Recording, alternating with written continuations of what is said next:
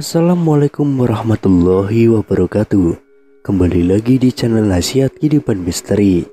Pada video kali ini saya akan membahas tentang penyebab Semar tidak suka dengan Islam. Dendam kesumat Semar atas kehancuran raja-raja Hindu-Buddha yang dianyominya menyusup lewat penjajahan Belanda dan Jepang di Nusantara. Sejarah perjuangan raja-raja Islam di Nusantara terkesan mentah dan gagal total oleh strategi yang diwahyukan oleh Semar kepada tentara Belanda maupun Jepang. Sosok Semar menjadi sebuah ikon yang sangat istimewa dalam cerita pewayangan. Tokoh ini khususnya bagi masyarakat Jawa dianggap sosok yang suci.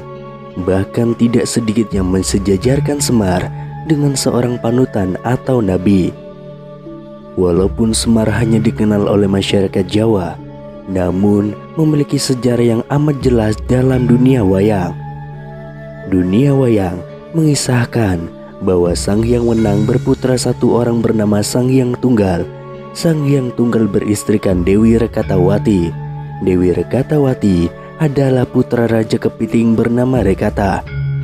Pada suatu hari, Dewi Rekatawati bertelur. Akhirnya telur tersebut menetas menjadi 3 bagian. Bagian pertama berwujud kuning telur, menjelma menjadi Teja Mantri atau Togo. Putih telurnya menjadi Bambang Ismaya atau Semar. Sedangkan kuning telurnya menjadi Manik Maya yang kemudian menjadi Batara Guru.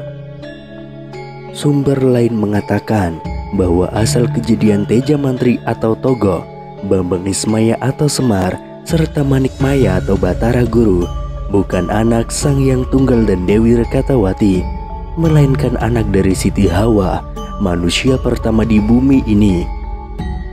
Ketika manusia pertama diturunkan dari surga, yaitu Siti Hawa dan Nabi Adam, mereka belum mengerti tentang proses reproduksi. Hingga tanpa melalui hubungan badan, kedua manusia pertama itu masing-masing mengeluarkan sel telur dan sel spermanya. Dua jenis inti hidup manusia itu kemudian diletakkan di sebuah tempat. Kemudian Adam dan Hawa berdoa kepada Tuhan agar kedua embrio tersebut dijadikan manusia. Kekuatan doa Nabi Adam menjadikan spermanya berubah menjadi 3 ruh manusia, masing-masing berwujud Nabi Ilyas, Nabi Sis, dan Nabi Khidir. Ketiga anak Nabi Adam ini berwujud ruh dan tidak memiliki badan kasar atau tubuh jasad. Sedangkan kekuatan doa Siti Hawa tidak mewujudkan sesuatu. Lantaran jengkel, maka sel telur itu dilemparkan oleh pemiliknya dan ditangkap oleh iblis. Di tangan iblis yang terkutuk, sel telur milik Siti Hawa dimohonkan doa kepada Tuhan Yang Maha Esa. Kekuatan doa iblis yang selalu dijabahi Allah merubah sel telur menjadi 3 makhluk halus, yaitu Togo, Semar, dan Batara Guru. Kawasan Eropa menjadi tempat tinggal sang gaib Teja Mantri atau Togo. Sedangkan Batara Guru atas perintah iblis bersemayam di segitiga Bermuda dan memiliki nama lain yaitu Dajjal. Sementara sosok Bambang Ismaya atau Semar hidup di Indonesia, tepatnya di puncak Gunung Lawu, dan menjadi pengasuh raja-raja Nusantara.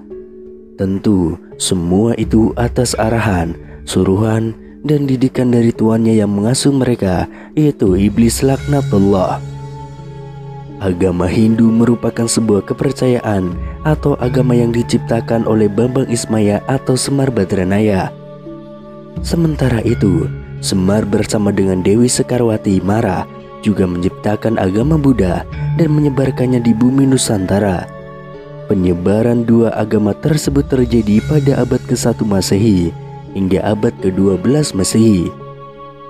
Pada tahun 1401, Sultan Muhammad I dari Istanbul, Turki mengutus 9 orang pilihannya untuk menyebarkan agama Islam di Nusantara, termasuk Pulau Jawa.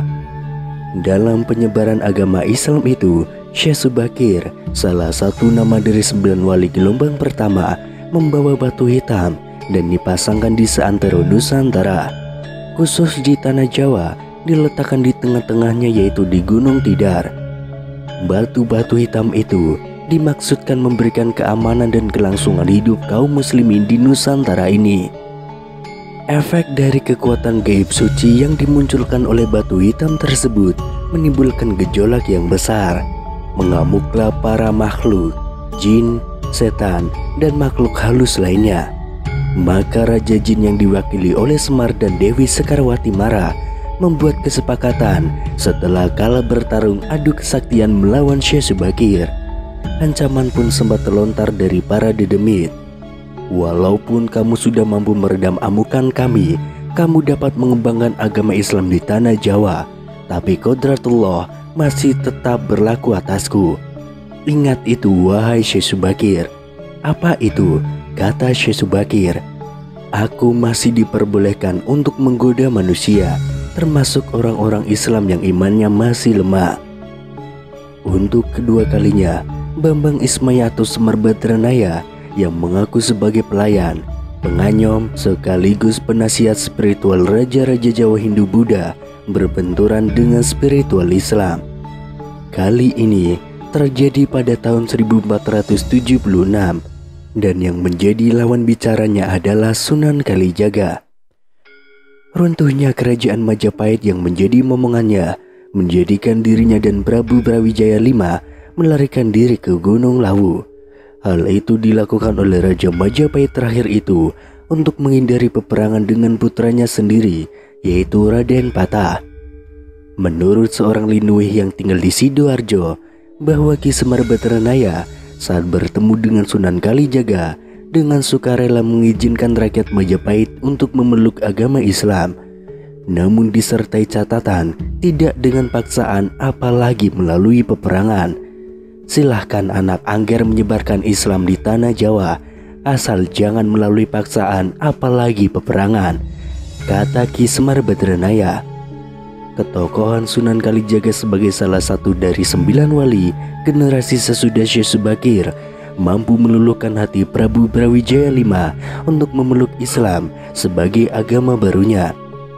Masuk Islamnya Prabu Brawijaya V mendapat tentangan keras dari Noyo Genggong, yang sebenarnya adalah nama lain dari Ki Semar.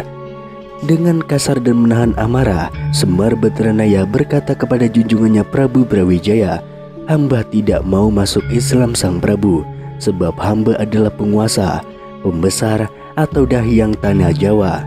Saya adalah suami yang membantu anak cucu serta para raja di tanah Jawa. Aku adalah raja dari semua spiritis di tanah Jawa. Aku telah hidup untuk melayani keturunan Raja Jawa. Disinilah kita berpisah. Setelah mengucapkan itu, Semar menghilang. Namun Ki Semar masih sempat memberikan ancaman dan akan membuat sengsara kepada penduduk Nusantara selama 500 tahun.